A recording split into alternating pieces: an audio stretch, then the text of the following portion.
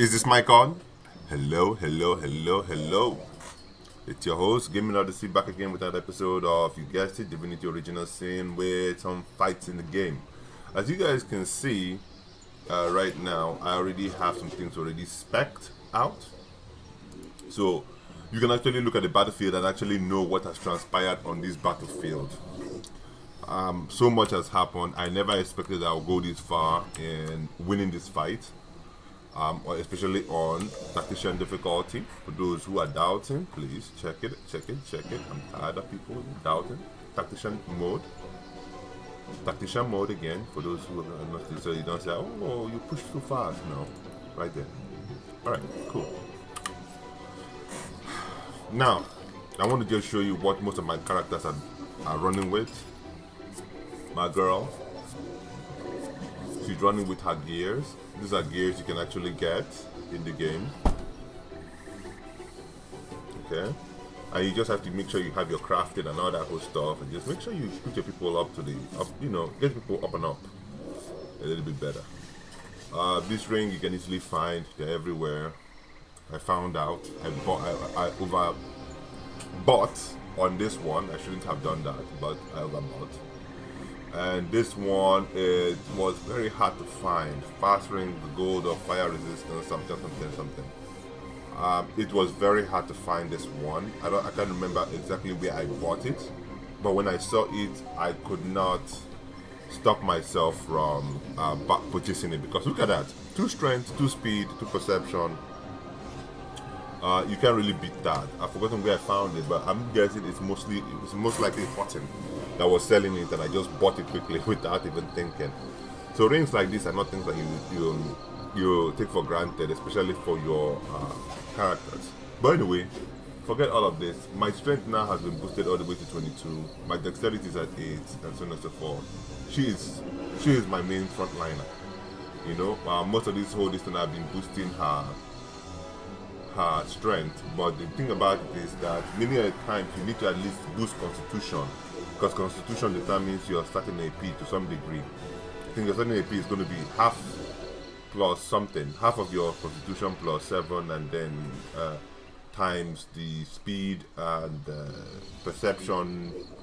This thing will tell you how much you're going to get. So you have to actually do the calculation to make sure that at least you're getting some good enough starting AP and continual AP.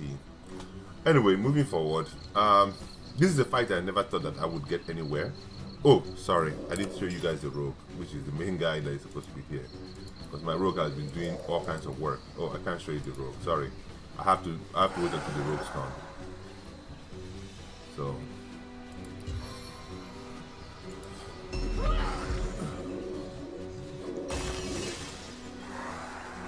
Okay, now the thing about it is, you guys just saw what just went down right now, right? You guys saw that my wall that was right here just went down. So many times whenever you're fighting, you have to choose your battle. You have to choose your battlefield. And one thing I like about wall is that it allows you to choke the enemy at certain spots. So when you're able to choke the enemy at certain spots, you're able to actually direct how the fight is going to go. And that's the one thing I really like about the wall. A lot of people say the wall is useless. And personally, I think that if the wall could actually go over a creature that is standing in it, that would even have made the wall even OP. Because with having a wall that basically will freeze the creature in its path, makes it even stronger. But this one doesn't. When the creature is standing there, it will not even go over the creature and then, create that freezing zone. It doesn't do that, and I think it should have been able to do that. You know, I think Heroes of the Storm actually got it well with this lady's ice a wall. What's her name again? I've forgotten what her name is. Is it Lei Ming or is it Ming Ming? I've forgotten. She's an ice lady in Heroes of the Storm. Her ice actually goes over anybody who is in that ice, who's in the field, and that's what I think that the ice wall should have been. But anyway, moving forward, so you use this ice wall to actually create a zone for yourself. And one thing about it, you have to remember that at this level here in the Phantom Forest, many of them are very, very prone to ice attacks. So I try to use almost all my ice attacks at this place, you know. So, all right, moving forward, let's go ahead and play the game. Who's next to hit? Who's next to hit? Oh, she's almost dead. Oh, look at that. Ah, he's gonna come forward. She's gonna hit. The mud. And who's this guy? He's gonna hit also. He doesn't have anything on him. I have poison resistance. It's frozen for 2 turns, and it's also frozen for 1 more turn.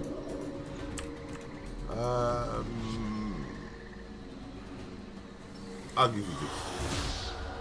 Oh no, what the? No, don't do it.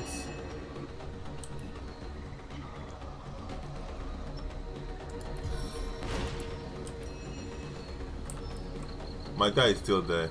How many more turns does he have? He's doing good. The undead decapitator, he's doing good. Does she need health? She needs health. Do we need rain?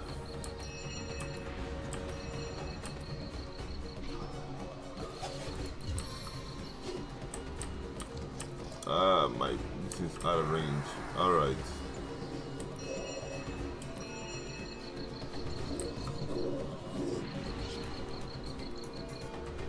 You know what? Let's slow it down. So anybody who's trying to come from the side will have to actually go through the ice. We'll actually have to go through all of this.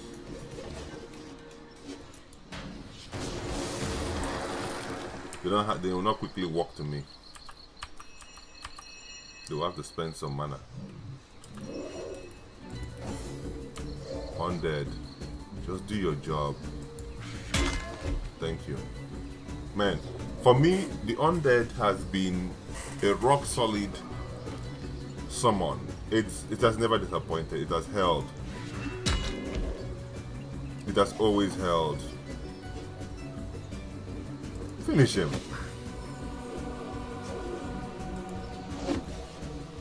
What? Hey, stop your rubbish. Woof. Ouch. Ouch.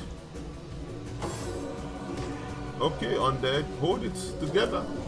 Hold it together. Hold it together. Dun, dun, dun. Dun, dun, dun, dun, dun. Dun, dun, dun, dun.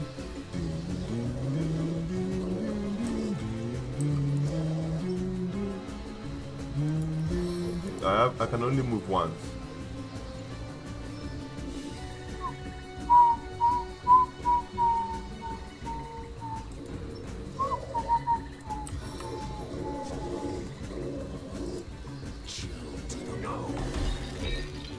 Oh, come on. I thought it was supposed to go through.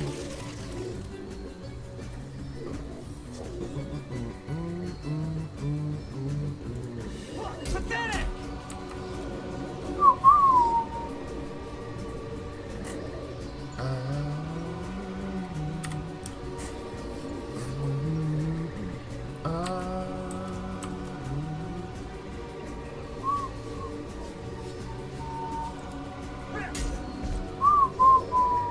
Oh, I forgot. I need to show you guys what my guy is rocking.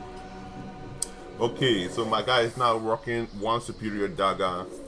He's now rocking this that actually gives him 1 dexterity, 1 perception. He is rocking this 2 constitution, 2 perception, 1 leadership. Now I want you guys to understand one thing, guys. In this game, don't care so much about armor when it comes to your characters that do damage. Any character that does damage, think about your attribute points here. Okay, it's always the most important thing in order for you to do damage. Your damage most of the time from most character is coming from your perception. Your perception is your damage dealer. Okay, In fact, your critical chance, your initiative, your ability to detect up, and your accuracy when shooting over long distance. But many of the time, it's usually helps to determine your what do you call it again? Your damage. In as much as dexterity in itself is often used in as much as for your offense rating, right? Yes, sure. But it's mostly around, I would say, it's mostly just around like your ability to apply effects. Okay? Like weakness, slowness, charm, and so on and so forth. It's one of the things that actually determines that in certain characters. Okay? Especially for dex-based weapons. So always remember that your dexterity is important, but one of the things that you should always try to focus on is your constitution, your speed, and your perception. These are also very important. You know. So look at me, man. I shouldn't have focused so much on dex. I should have just put dex to 11, and then leave dex at 11, 12. That's my dex should have been at 11, 12, because this right now, many of these ratings could have been used in perception, speed, and constitution. Many of it could have been used. Look at all of this is just staggering. You know, it's not that great. So I did not know about that the amount of dex I could have was going to be great. If I had known, I would have focused more on building my speed, my constitution, and my perception. I think these are very, very important in order to give you a lot of starting AP and continual AP. That way your rogue can actually do a lot of damage.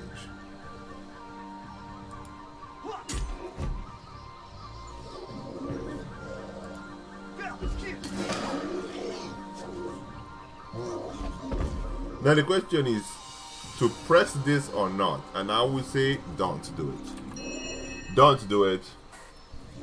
Why? Because of this. Because of what's happening here. Now look at how far my rogue can actually move with 1 AP.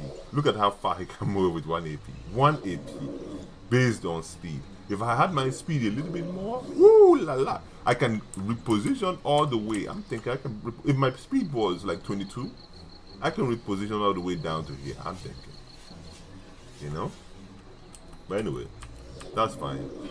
There's nothing I can actually do with 1, so I might as well just move maybe just a little bit here. That's it.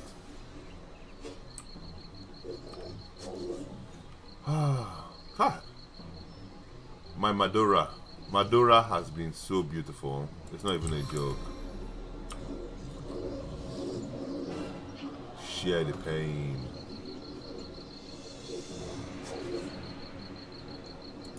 Share the pain.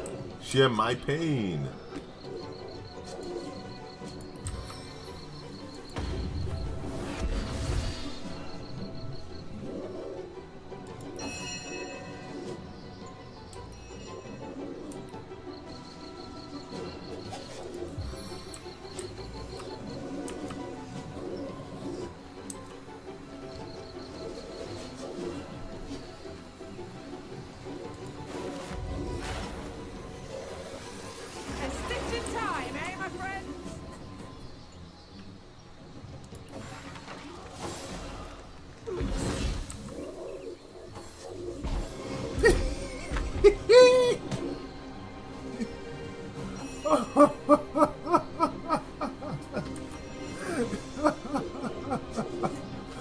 He thought he could go after me.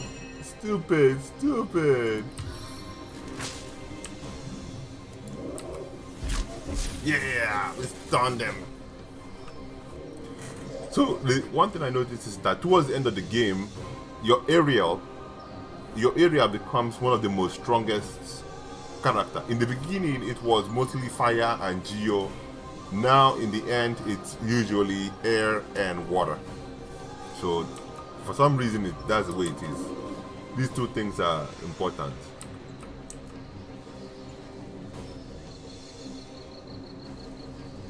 Can I do it?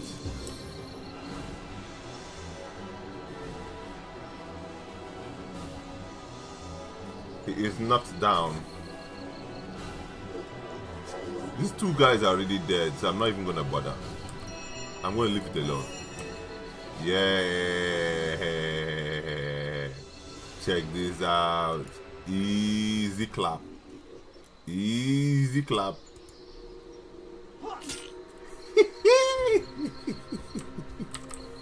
Easy clap. Easy clap. Look at those numbers. Can you see how beautiful those numbers are? Look at those numbers, guys. Look at those numbers.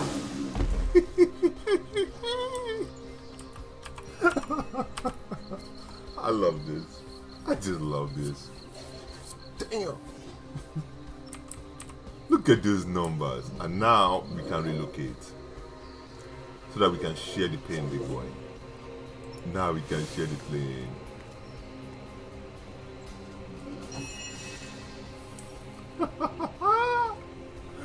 Here, eat this.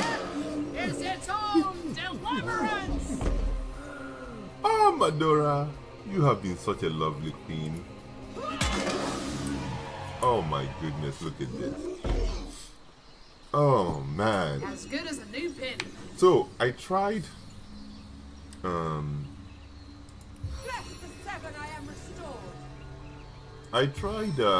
being a Dex character to some degree. But in my opinion, a bow and arrow, I think the bow and arrow starts to lose energy towards the end. Because even in as much as I try to build this character to be able to use both the bow and be a scoundrel, you have to use a lot of bow abilities in order to be able to bring the bowman to the front line, as opposed to the rogue, which basically can use his daggers all the way through and still cause a lot of damage. So yeah, personally I think if you're gonna build anything, build the rogue. It becomes great at the end of the game, but in the beginning of the game, just make the rogue into a straight up archer, and you will have fun that way. But towards the mid part of the game, convert the archer into a rogue, and then that is it, and let loose, on the game. Anyway, guys, let's go ahead and see what we got here. At least you guys can be part of that aspect. So let's see what's going on here. And again, I noticed that towards the end of the game, they start giving you a lot of flint scraps, metal scraps. There's a lot of these things falling. They're also giving you tortured souls, tormented souls, sorry. So yeah, I think that's it. Okay, let's save then, and let's have our girl wear her equipment. So always make sure you just you have your equipment for detecting items. That way you can know what you got. You don't have to go pay for it.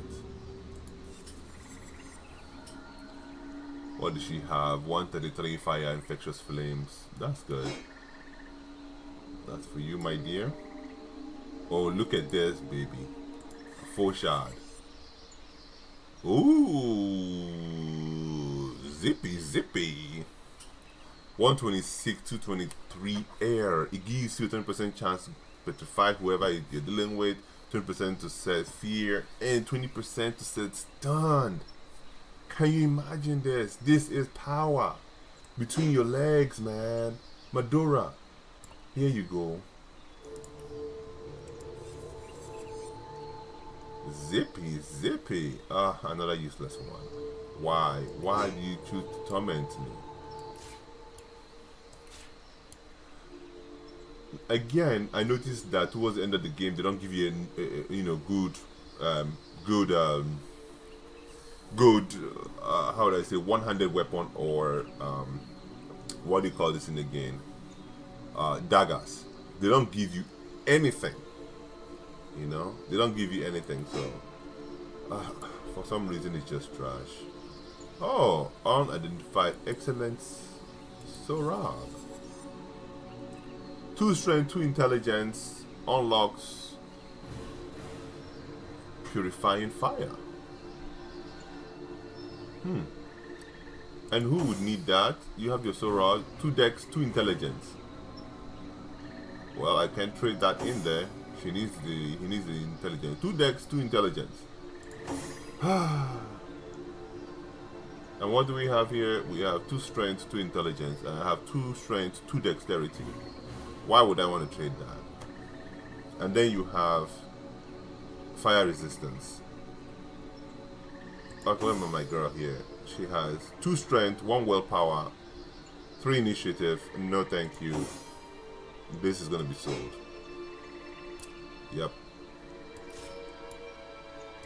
Ferengi.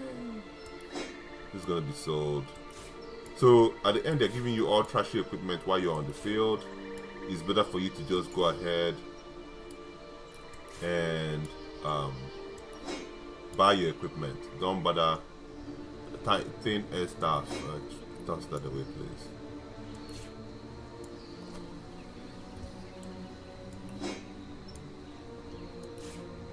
Yep. Yep. Oh, looks like I have too many equipment here. That shouldn't be here. Oh no, you gotta use this. Sorry, man. Bottle of water? No, send it to him. Oh, I gotta identify this one too. This says 2 strength. No, thank you. What does my character have for this? No. 2 strength will not do.